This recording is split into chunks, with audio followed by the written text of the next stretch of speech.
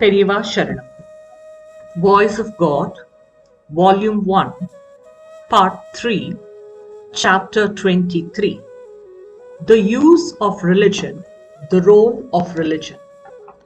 Religion is the means to achieve the four Purusharthas, worthwhile objectives of life, namely Dharma, Artha, Kama and Moksha. In Tamil, Dharmam is called Aram, Artham is called Porul, Kamam, Moksham are respectively Inbam and Veedu. The word Purushartham has in it the word Artham. In the four objectives mentioned above, there is the word Artham next to Dharma. Arthatil means to desire to have. The word Purushan, that is, those born as humans, whatever they desire to have, are the Purushartham. What does man want to have?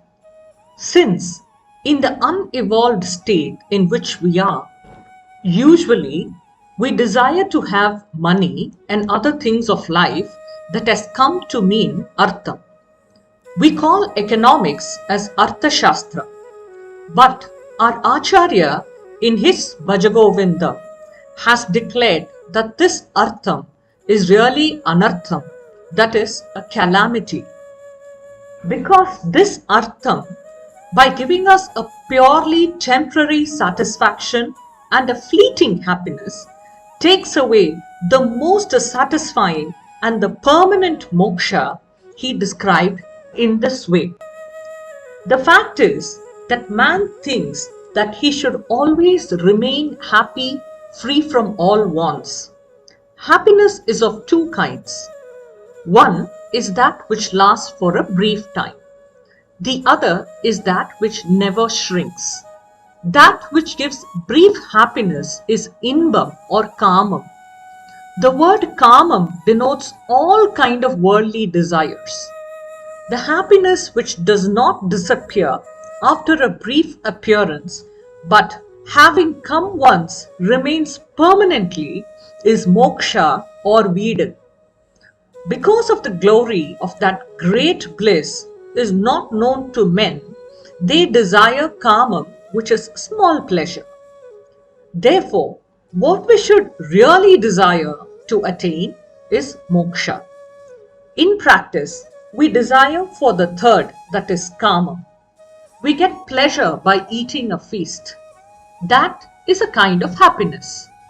If someone is a judge of the High Court, that is also kind of happiness. When we receive a welcome address, that is also happiness. That is kamam. These pleasures are not permanent. That with which we earn these little pleasures is artham. That can be in the form of grains or money or house or even people. Artham is the means to kama. We enjoy this pleasure for a short while and exhaust it. The agitation starts in the mind to have the pleasure again. The state of great bliss in which nothing is more desired is moksha. We wander all over and subject ourselves to difficulties. But our house is where we have to reach. A person is in jail. When he comes out of it, he goes home. The very term Veedu in Tamil is Vidudalai, that is release. We are presently in the jail of flesh and bones. We are thinking that we are this body. That is not correct. The body is our jail. The real house is blissful moksha only. We have to come out of the jail and start living in our own house. The Lord has jailed us in this body as a punishment for the offense of committing sinful acts. If we engage ourselves in virtuous deeds, He would condone and release us from the jail. We shall not commit more sins even while being in the jail and get the punishment period enhanced. We should try to get released and merge with the Lord which is our own house. That house is a limitless bliss that does not get reduced by time, place, and things. Lastly, I now speak on dharma, which is the first of the Purusharthas. Whatever action results in good is dharma. In Tamil, Aram Seyya Virumbu, desire to do dharma, is the first of the moral aphorisms. Although what results in good is dharma, generally dharma is used in the sense of giving.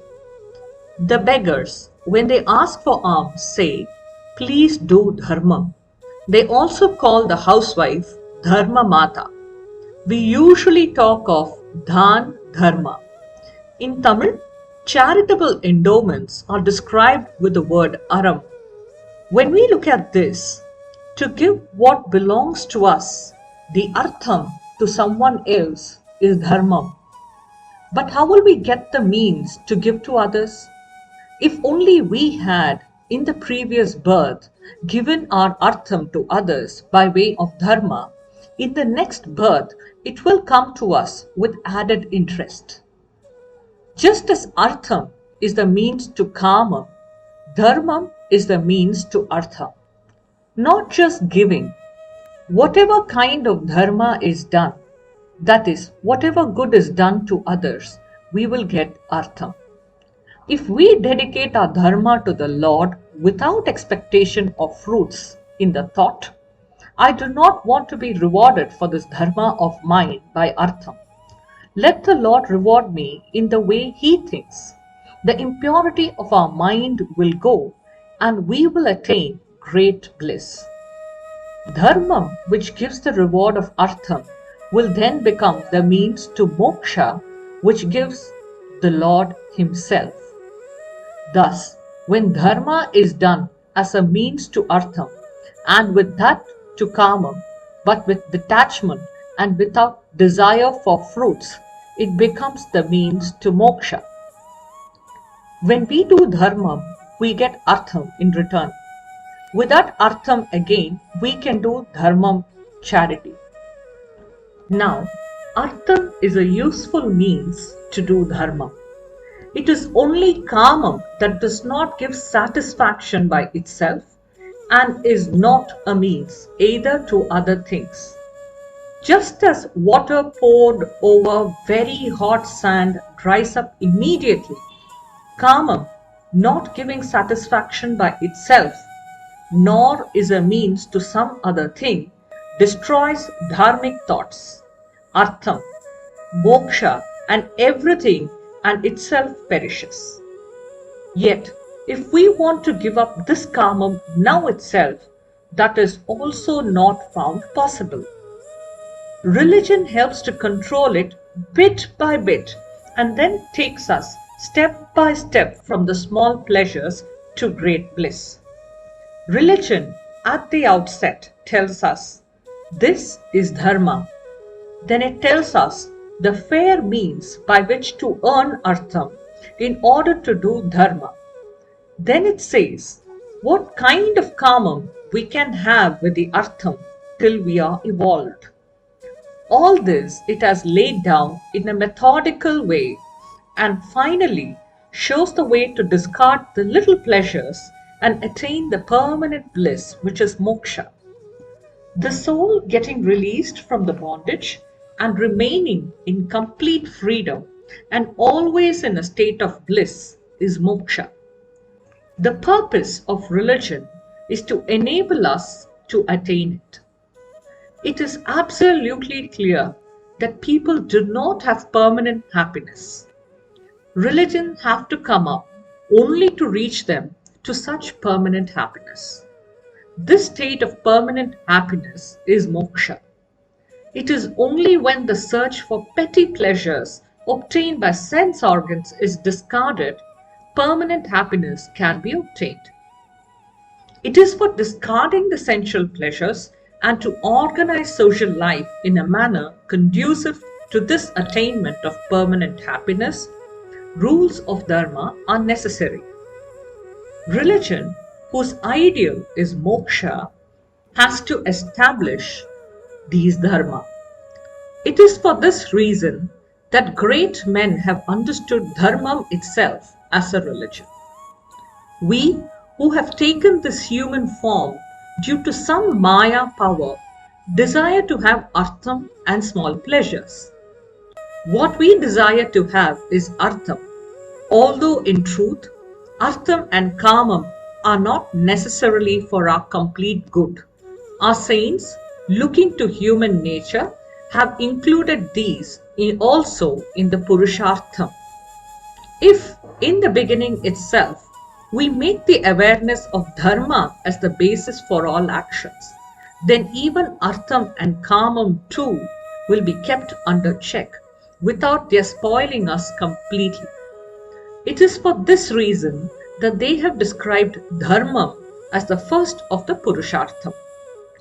Just as we desire to have artham and kamam, we should also have desire for dharma. Then that dharma will remove the poisonous fangs of artham and kamam. Ultimately, it will reach us to moksham, which we should desire to attain. Periyava Sharan.